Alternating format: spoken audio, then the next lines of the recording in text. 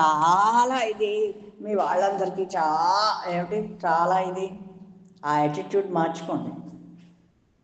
దుప్పట్లు పంచి పెడితే మీకు రోగాలు పోతాయి, పేస్ట్ పంచి పెడితే మీ పళ్ళు ఉండటం తగ్గుతుందా?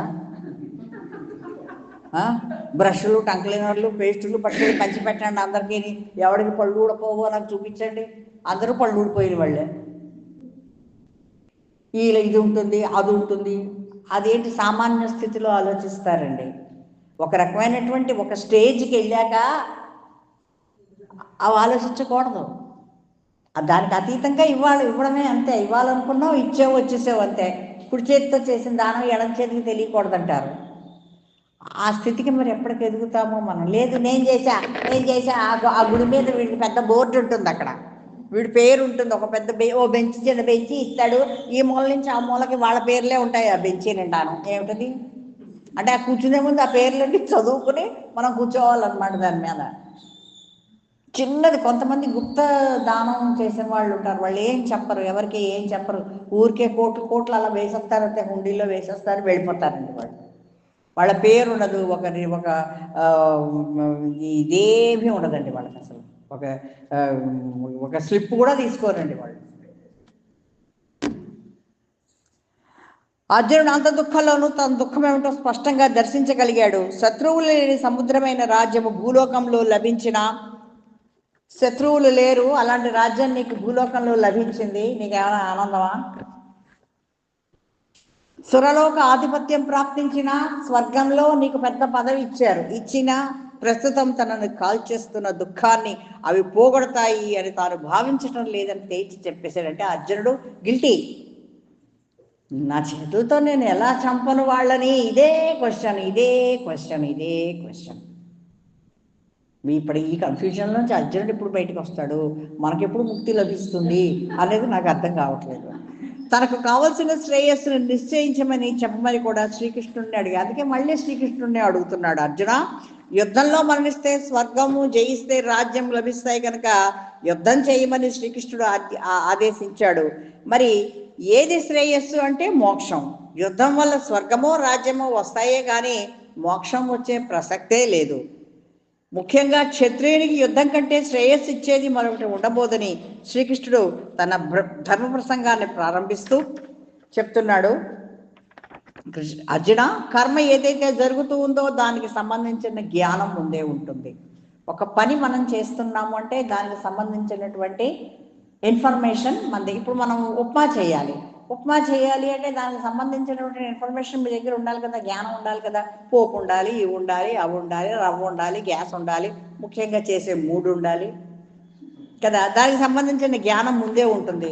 మనం ఏ కర్మ చేయాలి, ఎలా చేయాలి, చేసే పద్ధతి ఏమిటి, మన అవగాహన ఎలా ఉండాలి, ఇవన్నీ కర్మాచరణం జరగకముందే మన బుద్ధిలో ఉండాలి. ఆ పని చేసే ముందే అదొక ప్లాన్ ప్రకారంగా మన బ్రెయిన్లో ఉండాలి. ఈ విధంగా కర్మ జ్ఞానాలని అనుష్ఠానాల్లో అభిన్నంగా ఉన్నాయి. కర్మ జ్ఞానము అనేవి అభిన్నంగా ఉన్నాయి కనుక జ్ఞానశుద్ధి లేకుండా కర్మశుద్ధి రాదు. జ్ఞానపరంగా నీలో ఆత్మశుద్ధి రావాలి, అప్పుడే అక్కడ కర్మ అనేది నీట్గా జరుగుతుంది. నీకు దాని గురించి బాగా తెలిస్తేనే కదా నువ్వు బాగా చేయగలుగుతావు. జ్ఞానశుద్ధితో కర్మాచరణం జరిగితే యుద్ధమైన యజ్ఞమైన ఏమవుతుంది, తద్వారా అంతఃకరణ శుద్ధిపడి ఆత్మజ్ఞానాన్ని పొందుటకు అర్హమై మోక్షాన్ని పొందుతుంది. నువ్వు చేసే వంటైనా సరే సరైన జ్ఞానంతో సరైన అంతఃకరణ శుద్ధితో చేస్తే అది ఫలవంతమవుతుంది. ఇప్పుడు ఇది చెప్తున్నానండి, ఇదో అదో ఏదో చెప్తున్నాను. ఒక రకమైన ప్యాషన్ తోటి, ఒక రకమైన ఇంట్రెస్ట్ తోటి, ఒక రకమైన ఆనందంతో నేను చెప్తున్నాను కాబట్టి మీరు ఎంజాయ్ చేస్తున్నారు, నేను ఎంజాయ్ చేస్తున్నాను కదా. దీనివల్ల ఏమవుతుంది, అంతఃకరణ శుద్ధి ఆటోమేటిక్గా జరిగిపోతుంది. ఆత్మజ్ఞానం పొందడానికి అప్పుడు అర్హత వస్తుంది, లేకపోతే ఎలా వస్తుంది, రాదు. మోక్షాన్ని పొందుతాం. ఈ విధమైన కర్మయోగ ప్రక్రియను ఆవిష్కరిస్తూ కర్మయోగ పునాదిని మన భగవానుడు చెప్తున్నాడు.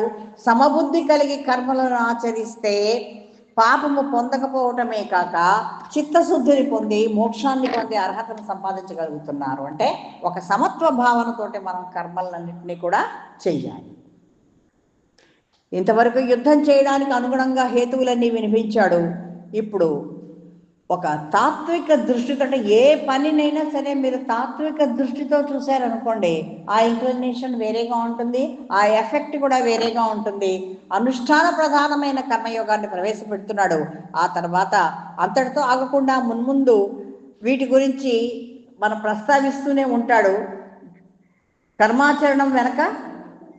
సో ఈ సమతా సౌధానికి ఒక ముఖ్యమైనటువంటి ద్వారం ఉంది. ఇది ఒక సౌధం, ఒక సమతా కర్మయోగం అనేది ఒక సమతా సౌధం. ఈ సౌధం అనేది ఒక పెద్ద బిల్డింగ్.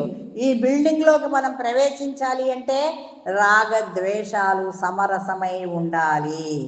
నువ్వు రాగద్వేషాలకి అతీతంగా ఉండాలి, అప్పుడే నీ కర్మయోగం అర్థమవుతుంది. ఊరికే శ్లోకాలు చదివామండి, కొబ్బరికాయ కొట్టామండి అంటే రాదండి, అవదండి. మళ్ళీ ఈ గోతులోంచి వెళ్ళి ఇంకో గోతులో పడతామండి కదా. జీవటుని కళలో లాగా ఒక గోతులోంచి ఇంకో గోతిలోకి వెళ్ళి పడతాం అనమాట. రాగద్వేషాలు తటస్థపడిన బుద్ధిలో ఏమి నిలవలేవు అంటే సుఖ దుఃఖాలు నిలవలేవు. వాటికి ప్లేస్ లేదు అక్కడ. రాగం లేదు, ద్వేషం లేదు. ఇంకా అక్కడ సుఖం ఎక్కడుంది, దుఃఖం ఎక్కడుంది? నేనేమి సుఖపడలా అంటారు కొంతమంది. వచ్చిన దగ్గర నుంచి పనులే సరిపోయాయి, మాకు సుఖం ఎక్కడుంది? పిచ్చి మొహమా, ఆ పనిలోనే సుఖం ఉందే, అది నువ్వు తెలుసుకోలేకపోయావే ఎన్నాళ్ళును. ఆ పని చేసుకోవడంలోనే నీకు సుఖం ఉంది చెప్తామండి. అందుకే ఈ ఆత్మజ్ఞానం శిబిరం ఇక్కడ అదే చెప్తున్నాం. సో ఇక్కడ ఏమైంది? సుఖ దుఃఖానికి ప్లేస్ లేదు. రాగద్వేషాలు ఎప్పుడైతే అంతరించాయో సుఖము దుఃఖము అక్కడ ఉండవు. ఇది కాస్త విచారించి విశ్లేషణతో అర్థం చేసుకోవాల్సిన విషయం. ఎందుకంటే చాలామందికి అర్థం కాదు ఇది. ఎంతసేపు ఉంటావే ఆ వంటిట్లోనూ, ఎప్పుడు చూసినా వంటిట్లోనే ఉంటావే అంటే మనకు ఆ వంటిట్లోనే మనం కమ్యూనికేట్ అయ్యాం. ఎంతసేపు ఆ దేవుడి గదిలోనే కూర్చుంటావు, ఎంతసేపు చేస్తావు పూజలు, అక్కడే మనం బాగా కాంటాక్ట్ అవుతున్నాం, అక్కడే బాగా కమ్యూనికేట్ అవుతున్నాం. ఎంతసేపు చదువుకుంటావు ఆ పుస్తకం, దాంతోనే మనం బాగా కమ్యూనికేట్ అయ్యాం. ఎందుకంటే అక్కడ రాగద్వేషాలు లేవు, సుఖ దుఃఖాలు లేవు, న్యూట్రల్ పొజిషన్. అక్కడ మనం బాగా కమ్యూనికేట్ అయ్యాం. అంటే ఆ రకమైనటువంటి ఆ ఫ్రీక్వెన్సీ మోడ్లోకి మనం వెళ్ళాం కాబట్టి అక్కడ మనకి కంఫర్టబుల్ జోన్ అంటే అది. అంతేగాని సోఫాలో కూర్చుని టీవీ పెట్టడం కాదండి, పాప్కార్న్ తింటూను. ఎస్. సో కర్మాచరణ వెనక రాగద్వేషాలే ప్రధానంగా ఉంటాయి. ఏది చేరువైతే మనకి సుఖమో దానిపై మనకి రాగం ఉందని అర్థం, ఏది దూరమైతే మనకి సుఖమో దానిపై మనకి ద్వేషం ఉందని అర్థం. వ్యక్తుల విషయంలో కూడా అంతే.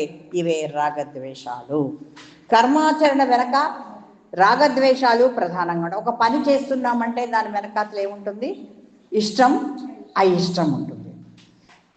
ఏది చేరువైతే మనకి సుఖం, ఒకటి మన దగ్గరికి వస్తే అది మనకి సుఖం, దాని మన దగ్గర అది వచ్చింది చాలా సుఖంగా ఉంది అంటే ఏంటి? దాని మీద మనకి ఇష్టం ఉందని అర్థం, రాగం ఉందని అర్థం. ఏది దూరమైతే మనకి సుఖమో, అమ్మయ్య అసలు పోయిందమ్మా బాబు అనుకున్నాం, ఆవిడ వెళ్ళిపోయింది, గొడవ లేదు ఇంకంటే, అది ద్వేషం. వాళ్ళు రావడం నాకు ఇష్టం లేదు, వాళ్ళు వచ్చిన దగ్గర నుంచి ఏదో ముళ్ళ మీద ఉన్నట్టుంది, అది దుఃఖమా సుఖమా మీరే డిసైడ్ చేసుకోండి. దానిపై మనకి ద్వేషం ఉందని అర్థం. వ్యక్తుల విషయంలో కూడా అంతే. ఇవే రాగద్వేషాలు. ఇప్పుడు యుద్ధం విషయమే తీసుకుంటాం. యుద్ధం సుఖమా దుఃఖమా అంటే కానప్పుడు దుర్యోధనుడికి యుద్ధంపై రాగం ఎలా ఉదయించింది? ఎంత ఇష్టం ఎందుకు పుట్టింది దుర్యోధనుడికి? సుఖం, యుద్ధం వల్ల వాడికి సుఖం. అర్జునుడికేమో దుఃఖం. యుద్ధంలో గెలిస్తే సరే రాజు అవుతాడు, కానీ ఆ రాచరికాన్ని కూడా వాడు హ్యాపీగా ఎంజాయ్ చేయాలి కదా. ఈ పాపపు కూడు, ఈ రక్తపు కూడు నేను తినాలా అని అడుగుతున్నాడు. ఆలోచించుకోవాలి మనం కూడా. సో దేని కారణంగా యుద్ధం అనే కార్యం జరుగుతోందో దాని మీద ఇష్టం. అదేమిటంటే లాభం. ఆ లాభం ఏంటి? రాజ్య లాభం. రాజ్యం వస్తుంది. అది ఎలా వస్తుంది? యుద్ధంలో జయిస్తే వస్తుంది. యుద్ధంలో జయిస్తే వస్తుంది కనుక లాభం అనే కార్యం జయం అనే కారణం మీద ఆధారపడుతుంది. అందుచేత దుర్యోధనుడికి యుద్ధం ప్రియంగా ఉంది. ఒకవేళ యుద్ధం అపజయాన్ని